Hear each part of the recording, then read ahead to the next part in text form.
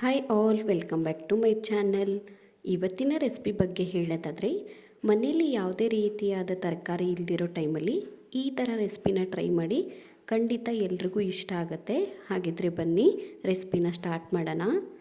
ಮೊದಲಿಗೆ ನಾನಿಲ್ಲಿ ಒಂದು ಈರುಳ್ಳಿನ ತೊಗೊಂಡಿದ್ದೀನಿ. ಅದನ್ನು ಸಣ್ಣದಾಗಿ ಕಟ್ ಮಾಡ್ಕೊಂಡಿದ್ದೀನಿ. ಹಾಗೆಯೇ ಸಣ್ಣದಾಗಿ ಕಟ್ ಮಾಡಿರುವಂತಹ ಟೊಮೆಟೊನೂ ಕೂಡ ಬಳಸ್ತಾ ಇದ್ದೀನಿ. ನಂತರ ನಾನಿಲ್ಲಿ ಒಂದು ಬೌಲ್ ಆಗುವಷ್ಟು ಮೆಂಟನ್ನು ಕೂಡ ಸೇರಿಸ್ಕೊತಾ ಇದ್ದೀನಿ. ಹಾಗೆಯೇ ಅರ್ಧದಷ್ಟು ಕೊತ್ತಂಬರಿ ಸೊಪ್ಪನ್ನು ಕೂಡ ಹಾಕ್ಕೊತಾ ಇದ್ದೀನಿ. ನಂತರ ನಾವಿಲ್ಲಿ ಮನೆಯಲ್ಲಿರುವಂತಹ ಮಸಾಲೆ ಪದಾರ್ಥಗಳನ್ನ ಬಳಸ್ಕೊಳ್ಳೋಣ. ನಾನಿಲ್ಲಿ ಚಕ್ಕೆ ಹಾಗೂ ಲವಂಗನ ಸೇರಿಸ್ಕೊತಾ ಇದ್ದೀನಿ. ನಿಮಗೆ ಜಾಸ್ತಿ ಮಸಾಲೆ ಬೇಕು ಅಂದರೆ ಮಸಾಲೆ ಪದಾರ್ಥಗಳನ್ನು ಸೇರಿಸ್ಕೊಳ್ಳಿ. ಹಾಗೆಯೇ ನಾನಿಲ್ಲಿ ಸ್ವಲ್ಪ ಶುಂಠಿನೂ ಸಹ ಸೇರಿಸ್ಕೊತಾ ಇದ್ದೀನಿ. ಲಾಸ್ಟಲ್ಲಿ ನಾನು ಇದಕ್ಕೆ ಬೆಳ್ಳುಳ್ಳಿನೂ ಸಹ ಬಳಸ್ತಾ ಇದ್ದೀನಿ. ಇವಾಗ ನಾವಿಲ್ಲಿ ಸ್ವಲ್ಪ ನೀರನ್ನ ಸೇರಿಸ್ಕೊಂಡು ಇದನ್ನು ಪೇಸ್ಟ್ ಮಾಡ್ಕೊಳ್ಳೋಣ. ನೋಡಿ, ನಮಗಿಲ್ಲಿ ಈ ಥರ ಪೇಸ್ಟ್ ಆದರೆ ಸಾಕು. ಇವಾಗ ನಮಗಿಲ್ಲಿ ಮಸಾಲೆ ರೆಡಿಯಾಗಿದ್ದಾಯಿತು.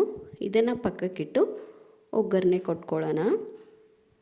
ಈ ಕಡೆ ನಾವಿಲ್ಲಿ ಒಂದು ಕುಕ್ಕರ್ನ ತಗೊಂಡು ಅದಕ್ಕೆ 4ರಿಂದ 5 ಸ್ಪೂನ್ ಆಗುವಷ್ಟು ಆಯಿಲ್ನ ಸೇರಿಸ್ಕೊಳ್ಳಿ. ನೀವು ಕ್ವಾಂಟಿಟಿಗೆ ತಕ್ಕನಾಗೆ ಆಯಿಲ್ನ ಬಳಸ್ಬೋದು. ಆಯಿಲ್ ಸ್ವಲ್ಪ ಬಿಸಿ ಆದಮೇಲೆ 1.5 ಸ್ಪೂನ್ ಆಗುವಷ್ಟು ಅಚ್ಚ ಖಾರದ ಪುಡಿನ ಬಳಸ್ತಾ ಇದ್ದೀನಿ. ಹಾಗೆಯೇ ನಾನಿಲ್ಲಿ ಅರ್ಧ ಸ್ಪೂನ್ ಆಗುವಷ್ಟು ಗರಂ ಮಸಾಲ ಕೂಡ ಸೇರಿಸ್ಕೊತಾ ಇದ್ದೀನಿ. ನಂತರ ಸ್ವಲ್ಪ ಅರಿಶಿನ ಪುಡಿ ಕೂಡ ಸೇರಿಸ್ಕೊಂಡು ಲಾಸ್ಟಲ್ಲಿ ನಾನು ಇದಕ್ಕೆ ರುಚಿಗೆ ತಕ್ಕಷ್ಟು ಉಪ್ಪನ್ನು ಕೂಡ ಹಾಕ್ಕೊತಾ ಇದ್ದೀನಿ. ಇವಾಗ ನಾವಿಲ್ಲಿ 1-2 ನಿಮಿಷ ಇದನ್ನು ನೀಟಾಗಿ ಫ್ರೈ ಮಾಡ್ಕೊಳ್ಳೋಣ. ಲೋ ಫ್ಲೇಮಲ್ಲಿಟ್ಟೆ ಫ್ರೈ ಮಾಡ್ಕೊಳ್ಳಿ. ಹಾಗೆಯೇ ನಾವು ರೆಡಿ ಮಾಡಿಟ್ಟಿರುವಂತಹ ಮಸಾಲೆನೂ ಕೂಡ ಸೇರಿಸ್ಕೊಳ್ಳೋಣ.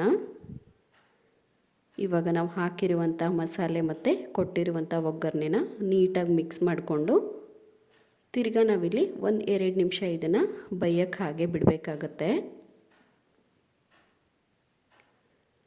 ಇವಾಗ ನಾವು ನೆನೆಸಿಟ್ಟಿರುವಂತಹ ಅಕ್ಕಿನ ಸೇರಿಸ್ಕೊಳ್ಳೋಣ. ನಾನಿಲ್ಲಿ 2 ಗ್ಲಾಸ್ ಅಕ್ಕಿನ ತೊಗೊಂಡಿದ್ದೆ. 4 ಗ್ಲಾಸ್ ನೀರನ್ನ ಸೇರಿಸ್ಕೊಂಡಿದ್ದೀನಿ. ಹಾಗೆಯೇ ನೀಟಾಗಿ ಮಿಕ್ಸ್ ಮಾಡಿಕೊಂಡು ಈ ಟೈಮಲ್ಲಿ ನಾವು ರುಚಿನೂ ಸಹ ನೋಡ್ಕೊಬಹುದು.